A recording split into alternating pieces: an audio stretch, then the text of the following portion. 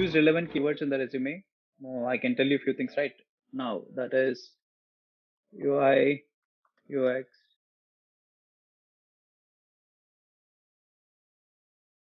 product analytics,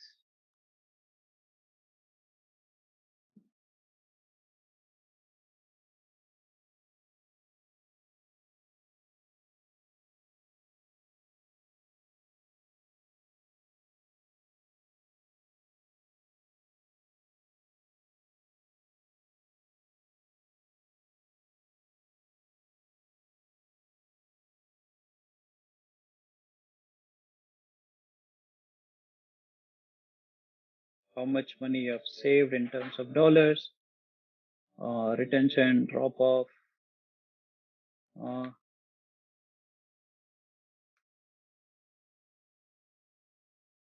life cycle, platform.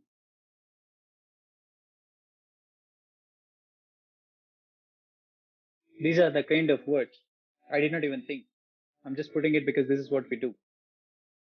We all, as product managers. So all of these words should be there. So to make it look like you're more relevant to whoever is checking your profile. So these two things I think I'll cover later. This is like a much a longer discussion about how to sell yourself, people who shortlist your resume. I think I have discussed about this a little bit last time. Like who are they? What is their persona? What situation they are in?